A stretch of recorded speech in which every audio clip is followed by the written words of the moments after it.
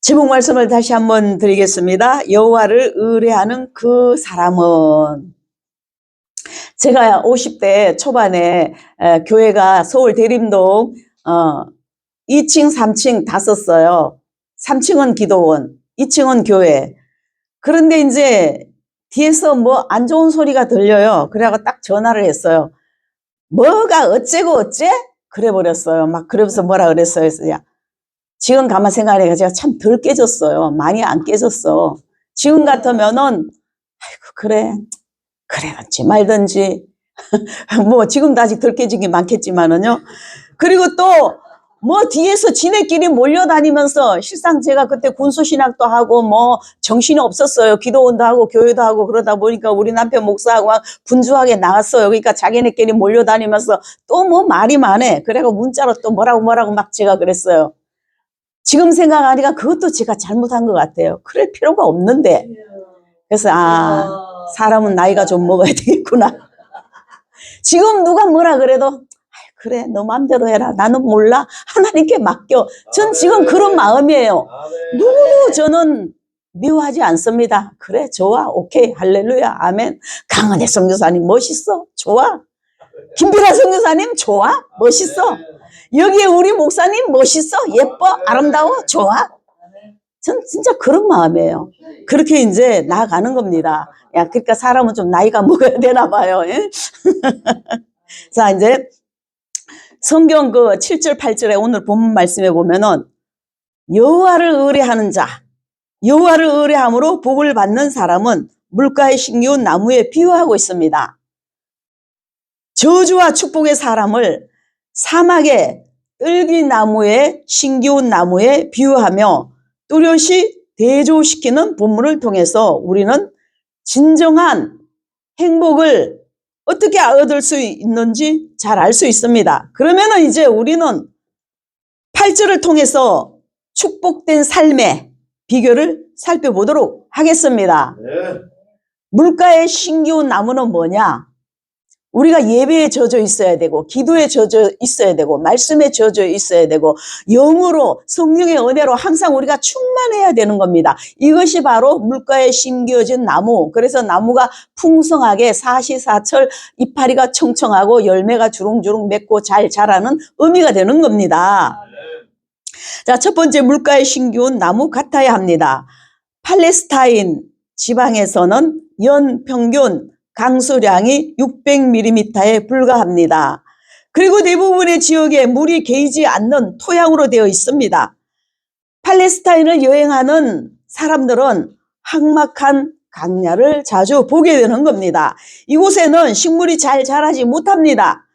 겨우 90cm 정도 자라는 조그마한 떨기나무만 가끔 고독하게 서 있을 뿐입니다. 그러니 우리나라가 얼마나 멋있고 좋아요. 우리나라는 삼천초목이 푸르잖아요. 사계절이 뚜렷하고 하나님의 축복 엄청나게 받은 대한민국입니다. 앞으로 이 대한민국은 이 지구상에서 영육간의 엄청난 강대국이 됩니다. 할렐루야!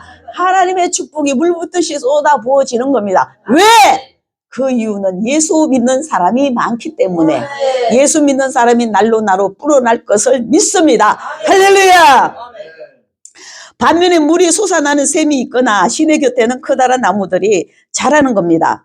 사시사철 푸른 상록수가 위용을 자랑하는 것입니다. 이스라엘 사람들에게 있어서 물가에 심긴 나무는 안정성과 번영을 상징하는 겁니다. 그러면은 물가에 심기운 나무가 잘 자라는 까닭은 어디에 있습니까?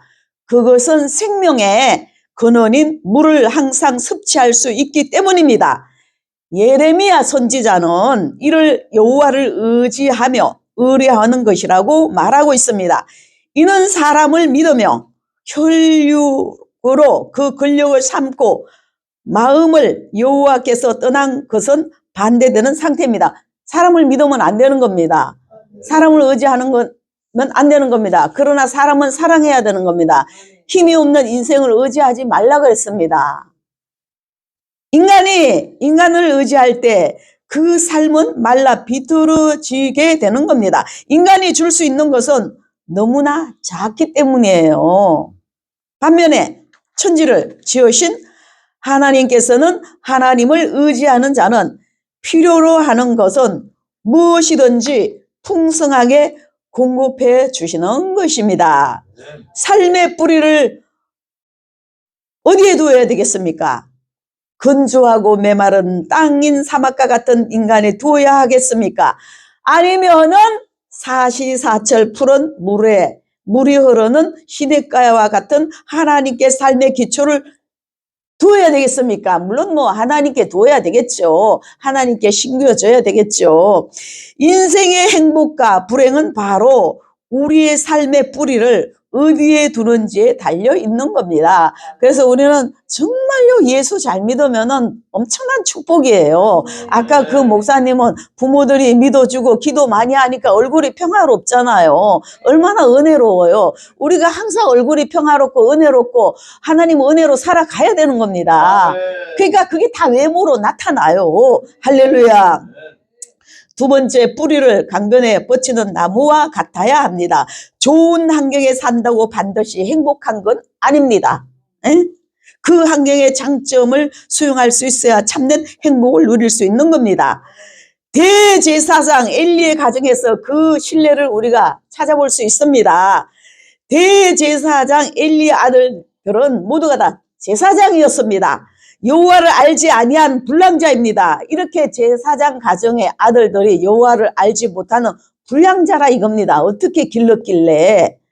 그들은 하나님을 가장 잘 섬기고 알 수 있는 환경에 있었지만 하나님께서 미워하시는 일만 골라가며 했습니다. 이는 마치 풍부한 물이 흐르는 시냇가에 있지만 그 뿌리를 강병에 뻗치지 않은 나무와 같습니다. 이런 나무는 잘 자라날 수 없습니다. 뿐만 아니라 뿌리를 깊이 내리지 않으면 바람이 불면 쉽게 넘어지는 겁니다. 태풍이 지나간 후에 넘어져 있는 가로수들을 우리가 볼 수 있잖아요. 이들 나무들은 뿌리를 약해 박고 있었기 때문입니다. 뿌리를 깊이 박으면 안 넘어져요. 안 뽑혀져요. 우리 성도들도 또한, 우리 주의 종들도 또한 주님의 말씀에, 주님의 은혜에 뿌리가 깊이 내려져 있어야 되는 것입니다. 그래서 주의 종들은 진리의 말씀에 뿌리를 깊이 내리고 또 그곳에서 풍성한 영적 영양분을 마음껏 빨아들여서 그래서 그것으로 많은 성도들에게 나누어주고 공급해 줘야 되는 것입니다. 그래야만이 더위가 올지라도 두려워하지 않고 가물어도 걱정이 없는 나무처럼 그 잎이 청청할 수 있는 겁니다. 신앙적 위기가 닥쳐도 유혹과 핍박이 와도 변질되거나 위축되지 않고 하나님의 자녀된 성도로서 주의 종으로서 고고한 기품을 유지할 수 있는 것입니다. 할렐루야! 아멘! 세 번째, 계속 결실을 하는 나무 같아야 합니다. 우리는 결실을 많이 맺어야 돼요. 소담스러운 열매를 주릉주릉 많이 맺어야 돼요. 농부이신 하나님을 기쁘시게 해드려야 되는 겁니다. 열매가 없으면 무슨 소용이 있어요? 아무리 나무가 잘나고 잎이 청청해도 아무 열매가 없으면 예수님께로부터 저주받아요. 바짝 말라버리면 어떡하겠어요? 저주받아서. 그러나 열매를 주릉주릉 맺는 탐스러운 나무가 되어야 할 것입니다. 물가에 심은 나무가 그 뿌리를 강변에 깊이 내리고 넓게 펼칠 때 나타나는 결과는 결실이 그치지 않는 겁니다. 계속 결실한다는 겁니다. 나무의 궁극적 목적은 튼튼한 열매를 많이 맺는 것입니다. 뿌리가 물에 그늘에 다 있는 나무는 바깥의 환경이 어떠하든지 간에 상관없이 나무의 근본 목적을 이루게 되는 겁니다.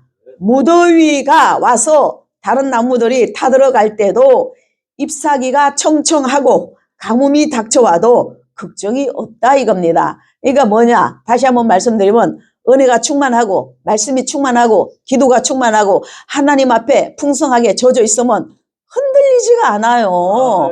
누가 뭐라 해도 동남풍이 불어도 서북풍이 불어도 절대 안 흔들립니다. 꿋꿋합니다. 믿음이 충만하면 시험에도 안 들립니다.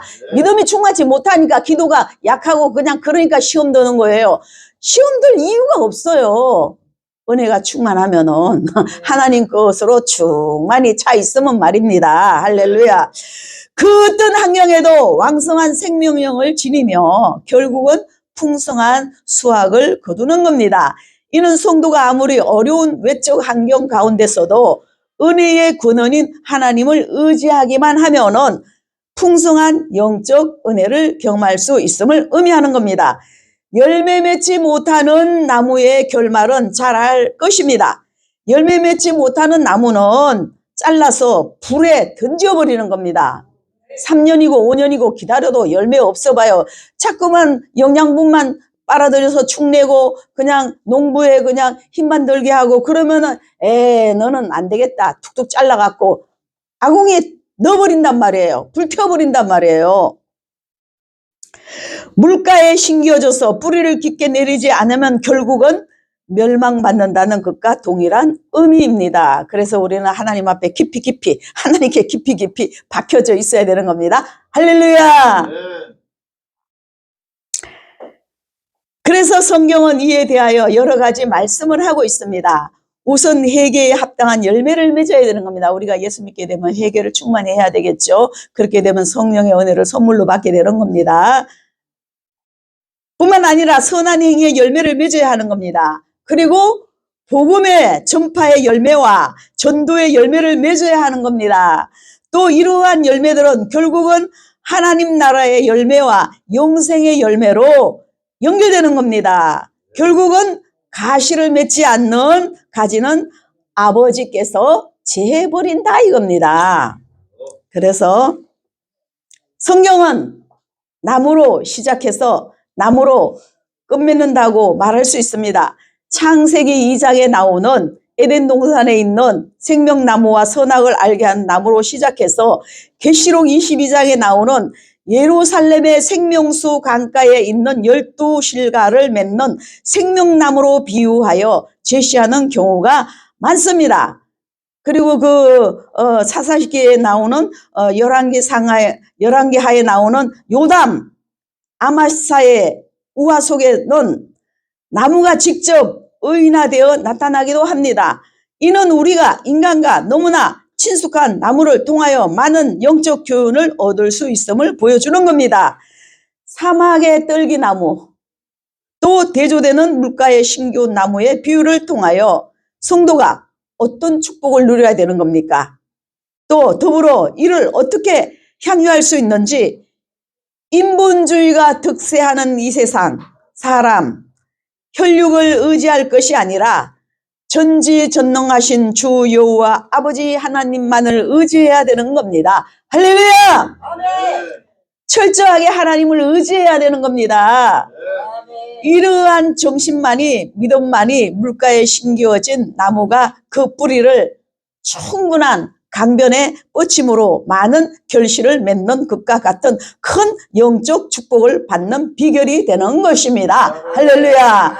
우리는 모두 이 말씀대로 살아서 예수님의 이름으로 제가 늘 18번으로 부르짖는 영권 인권 물권의 거부들이 되시기를 예수님의 이름으로 축원드립니다. 할렐루야.